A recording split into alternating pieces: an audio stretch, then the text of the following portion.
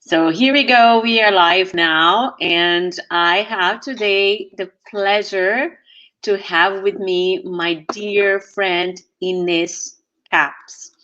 And in a very short notice, because if I want to talk to you about Ines, I can talk hours because I really admire her. I really, she was my student at the moment in time, and then we developed this very strong friendship, which I really appreciate. And Ines is a digital transformation energizer, like that one, speaker, coach for female consultants who she is in the mission of helping young professionals to embrace the consulting career. And she's just about to launch a platform to support female professionals to advance their career through consulting. And today I invited Ines here to this space where she can share her stories, but mostly I want her to share with us the brave and bold actions that she took in order to become this brilliant person that she is. Ines, welcome. Thank you, Tulia. I'm absolutely excited to be here on the show with you. We had a very intimate talk regarding communication last week, and I'm super excited to be now on your platform to talk about strong communication, focused communication, and I think that is absolutely important for any type of business. That's awesome. So, from your experience, Ines, because when we met first, you came to me because you already an experienced professional, senior level, and you are a person that you communicate very well. But it's still, you told me very well. You said, I know I have a message to share out there, and I really want to craft it and shape it in a better manner. So elaborate a little bit further that for people out there, because I think it's very important that people understand that we all have to be polishing our messages in a very regular basis. Absolutely. Yes. When I joined your program on becoming a public speaker, I had, I think, almost 20 years of experience in the consulting industry, and I was very comfortable in doing presentations. So PowerPoint presentations, sales presentations, status meetings, very variety of professional presentations. And I've also done a couple of presentations and keynotes at live events and industry conferences with 50 to 200 people in the audience. But before that, I also saw some really brilliant speakers on stage that were just so passionate and were able to bring their message across. And I just really thought that's what I really would like to do. It's to really have this talent and this knowledge on how to communicate and how to engage with an audience. And also, the dream, be on stage, travel the world, and today we don't really travel the world, but I also saw that the way how you taught me how to build a message, how to communicate and focus on the audience really helped me tremendously in building new presentations, new stories in different ways, whether it's through webinars or interviews or presentations or even emails. So it really helped me a lot to refocus on the audience. What do I want to achieve? That's really awesome, because my mantra, my mantra, know the audience, know Exactly. the audience. I keep repeating this over and over because many people tend to concentrate so much in what they want to give, that they forget that the audience is the audience is what matters. But Ines, share with us here, in your journey, what were the brave you considered in your professional life, your brave and bold actions that you took to be where you are right now, and now you're in this place where you're senior, and but also beautifully you want to give back because you want to get others to embrace this path of consulting? There was a lot of learning throughout my career, and obviously that's where I managed to come to the state where I'm today. And I had a number of big projects also early in my career where they were very difficult to manage, and I was not successful at that time. And mostly because I didn't really get the connection to the decision makers or to the key stakeholders. And I had the impression that there was a conflict in this project, and the project manager said, well, that's normal, that's politics, and so don't worry, it's everything, that's politics in the workplace, that's what happens, and I should just only do my job. And the project didn't fly.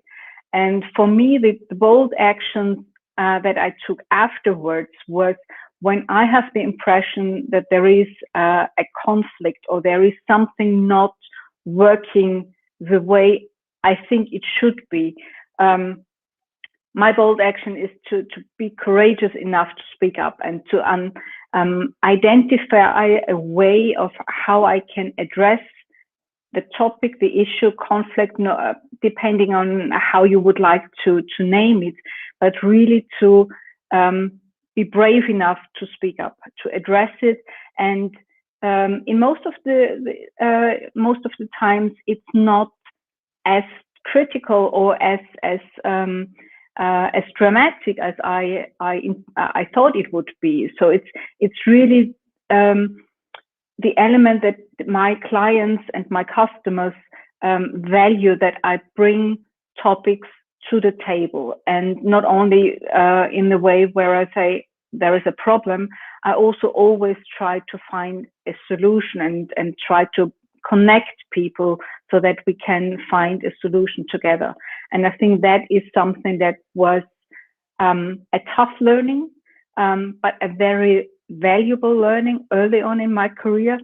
And what I would like to give back to young consultants, young female consultants, is really this ability to be brave enough to speak up, but also the ability of how can I address a critical situation, a crucial conversation, and how can I actually maneuver and build my experience in addressing these conflicts.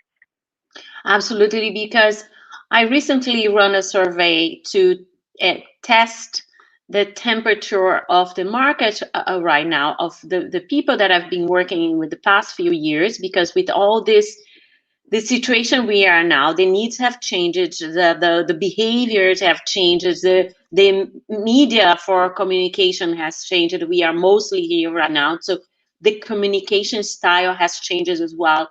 And I asked them what are their challenges in terms of communication, and most of them, I can say 95% plus, always say is about their confidence in positioning themselves and their ideas, and with clarity. That many say they stumble, and I know the reasons most of the cases, but I would like you to share your experience in that, like yourself as a young professional, in that, in when you were in this situation, what were the steps you took, and what the steps you take now as a senior, if you see yourself in situations that you feel like, oh my God, depression, there's something here that I really have to be grounded.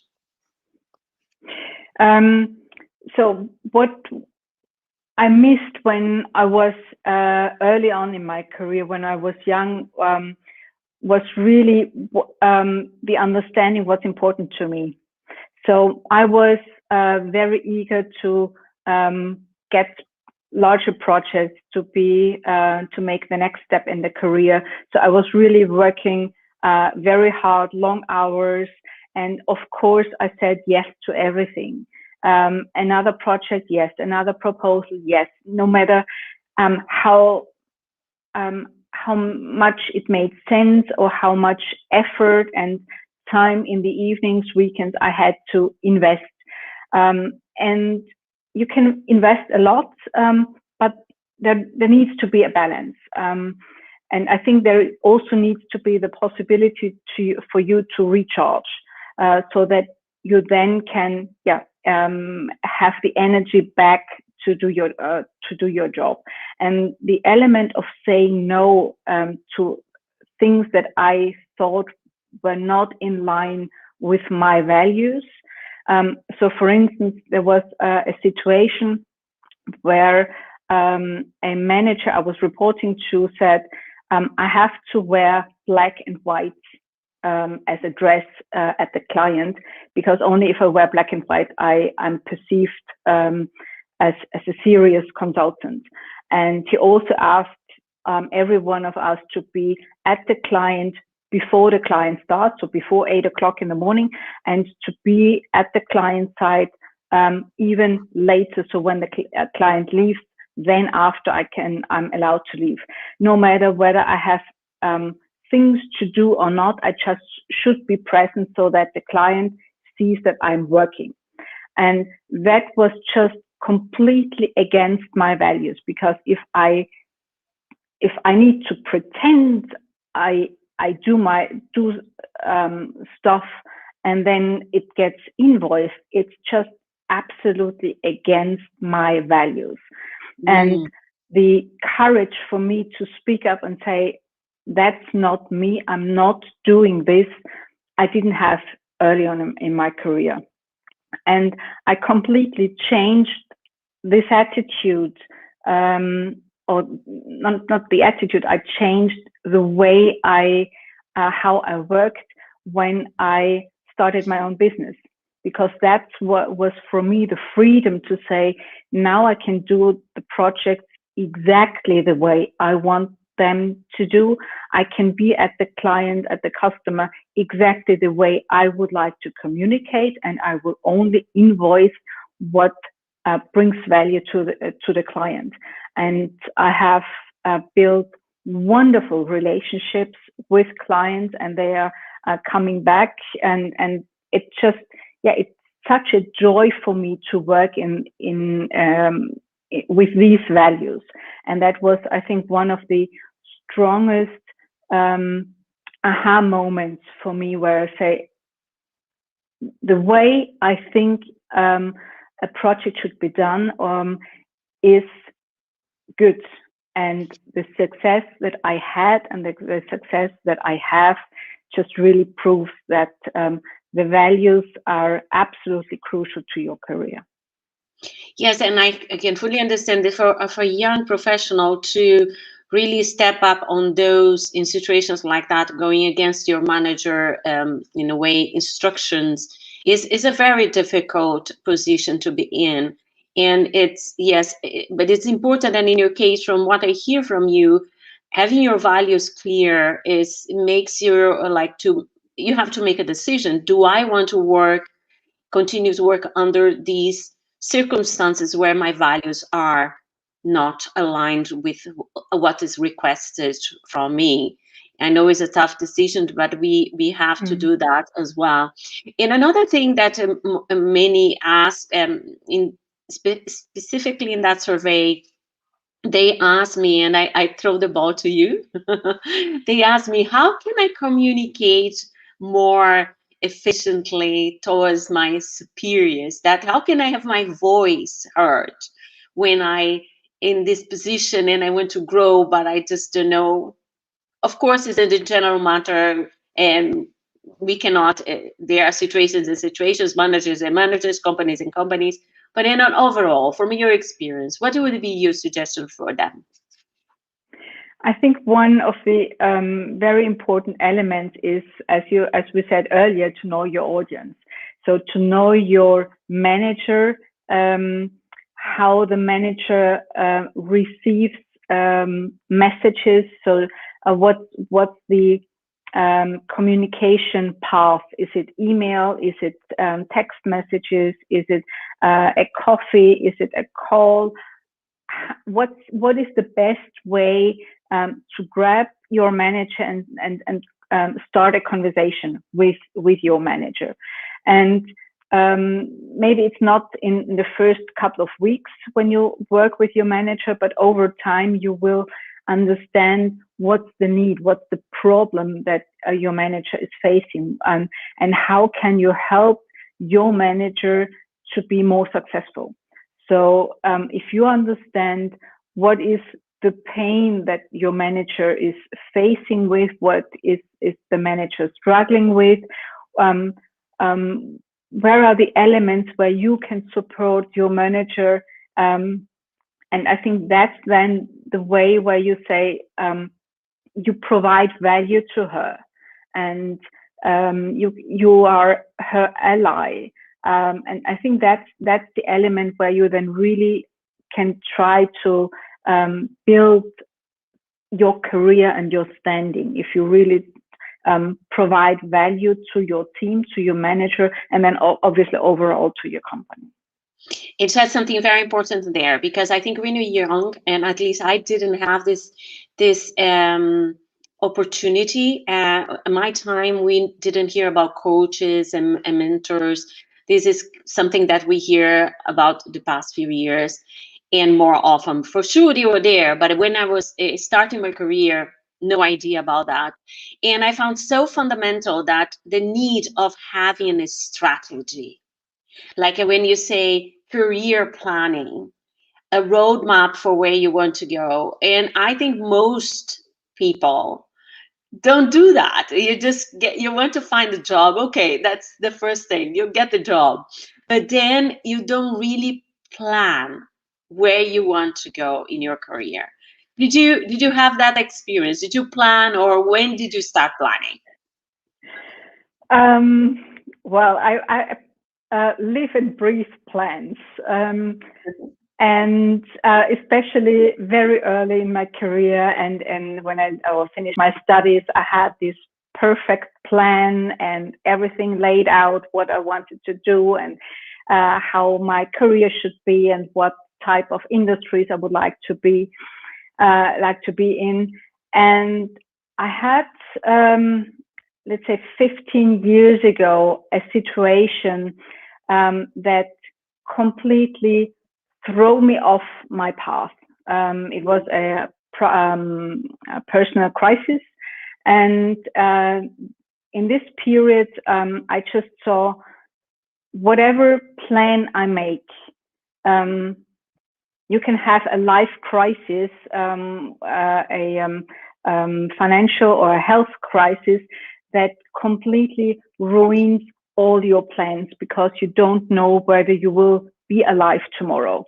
And this wake up, where I say, the next couple of years, I have no clue what is going to happen. I have no clue what the industry is going to look like, what I will be doing.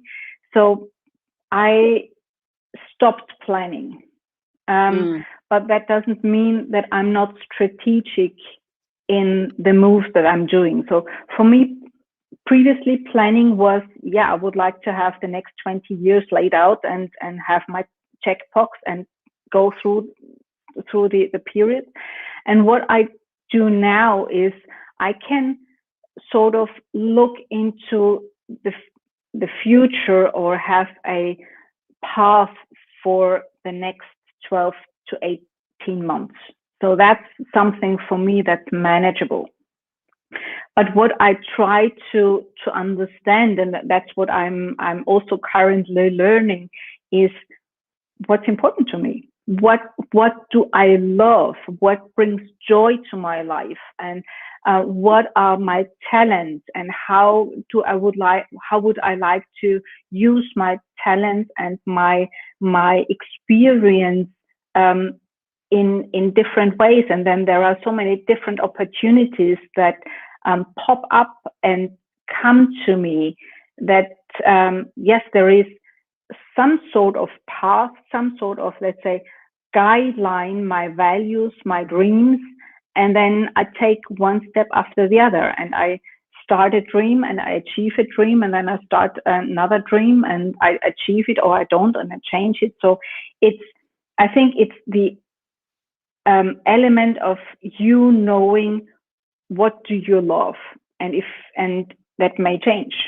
But I think the things that bring joy to your life, and where you're just absolutely fascinated and motivated in doing, and that whether it's serving a client, digging into technology, whatever, I think that's the element where you then plan your path, but not the career until you retire. That's a very good point, and I really like your way of putting it, because I do believe on that system that you have there. We cannot predict 20 years, but it's important that we know where we are going. And the key is the key element you said there is knowing what you want, knowing what your value, knowing what you enjoy, because most of the times, from your experience, when you ask people, but what do you want? What do you like? Most of the case, they say, I don't really know, but I do know what I don't. So guess Exactly. what? That's a very good starting point. However, if you just know what you don't want, everything else could be a possibility, but not necessarily everything else is what is good for you. So you will still be attracting things that are not good for you, because you have not defined what is good, what you want.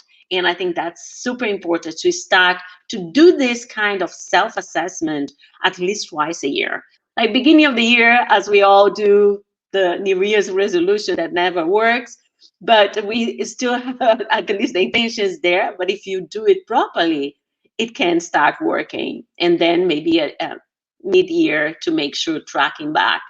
I want to mention something to you, because today I was watching a video from a colleague who is a business coach there in Barcelona. And he mentioned something very interesting that I took it. He said he was talking about people very successful at senior level that is still like he started with this little story, and his name is Conan O'Neill, so I give him the credit of the story. That there was this person who was offered a very high position, and he went to talk to the CEO of the company. And then when he got to the conversation, the CEO asked him to sit down. The CEO sat beside him and looked at him and said, Mr. whatever, I don't remember the name. You've been working here for 7 years. How come that I don't know you?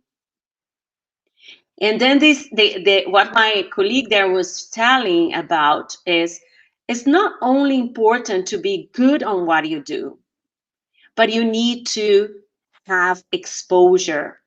And then he used the PI acronym, and he said, you have to have performance, but you have to have impact, and you have to have exposure. So like the performance being when your entry point, we have to show that you're capable to do what you're doing. And then the next step is to look for projects and actions within the company that you can create certain impact. And you said that very well, understanding your manager's pain point and solving their problems. And then finally, the exposure. And I find that women tend to stay in the performance. Am I wrong?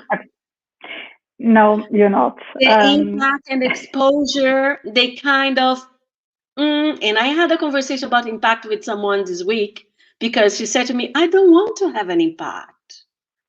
And then your experience on that, share with us. I haven't digged into the topic impact, but I've seen in various big four companies, big four consulting companies, the topic of exposure. and that's not always for women, but the majority of people who don't like to talk about their work are female. And it's the perception, I'm doing my job, I'm doing it very well, I'm doing it in a very excellent way, and that's enough because I tick the boxes, I achieve my deliverable, my sales targets, my deliverables, whatever. I achieve all the figures, but I don't get promoted because no one knows about me. And I think sometimes women, they often say they don't like to brag and say, I am the best and, you know, I'm so good and everything is so perfect. They tend to be a bit shyer and not as confident to talk about the job that they are doing, because they also say, well, it's my job, that I haven't done anything special. But it's not about whether you do something special, outstanding. It's doing your job, solving problems at your client for your boss. That's something beautiful, and you're with your role, you're making an impact. So talk about it, because people are sometimes so busy, they don't listen, or they don't hear it, or they don't have the time to investigate what you're doing. So it's really your job and your responsibility to show it in a way that feels good to you. So maybe not bragging, but in a communicational style that fits your personality, your values. But it's really also building the muscle and the confidence to talk about it not only once but twice and on a regular basis. Absolutely. That's how you. Sorry. That's how you build your reputation. And I think that your reputation is key when you want to progress in your career or change careers. And exactly this example that my friend was sharing, the guy, how can you be there and that I still don't know you? And it's I think it's also this misconcept of being, because I talk about what I'm doing, I'm bragging. No, you're talking about what you're doing, and you're sharing stories about what you're doing. And I think if you learn also to do this in a motivational, exciting way, you attract other people's attention because they will see your excitement. And this is here the call to action, the women out there listening to this, that you have to come out from this background style of leadership, which I've been there for many years, and I thought that was perfect. I don't need that. I don't need though this recognition. Why do I need that? I'm just doing my job and I'm fine here. You want that? You want to show off? That was my perception. But it's not like that, because when you become an entrepreneur, you really need to put your face. You really need to show up. You really need to speak up if you want your business to succeed. So you have to have the same approach inside of a company. And unfortunately, women shy away and they say, oh, it's just the way it is. We just have to find our way around the system and just go. And I think, yes, you have to find your way around and go, but you have the capacity to change the system as well. And this is where my call to action to women there, to believe that they can make an impact, is a step by step, but is something that you have to have in mind, and not expecting that the system is going to change to please you. Right? Absolutely. I think it's our all jobs to change the system. We women cannot change the systems on our own. We need men to help us. And I think it's this element of diversity that makes a company, a team successful. So it's women and men. So it's both of us working together and changing the system for the good for all of us. And I think if women choose not to speak up, not to promote or talk about their work and their roles, that's fine. If that's what they want, and the consequence is that they are not seen. So it's, if you want to be seen and if you want to be perceived and seen as a leader, you need to speak up and show your passion, share your stories, because that's what people really, as you said, that's what people want to hear. That's what your clients want to hear. That's what your boss wants to hear. And if you don't do it, the consequence is different. So it's your choice, and you're in the driver's seat to make this choice. That's a very good point, Ines. Ines, we about to, the timing is pressure here, Yes. but I wanted to ask you to leave your final advice or call to action to all the young consultants out there.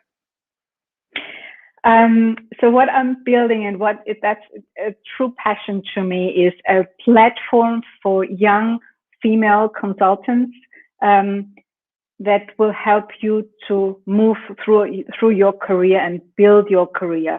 And it's really about building your confidence, evaluating your worth, and building your reputation, network, and your communication style.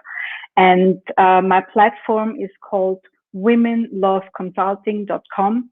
It's not launched yet, but I will launch it in mid of March. And I would be absolutely amazed if you would join this platform, share it. So it's, if you're a partner, share it to your younger colleagues. It's something that, we need to do together in order to build better consulting firms. That's awesome, Ines. And hopefully, and I'm sure that's going to be a great success for and a great support to all the young consultants out there.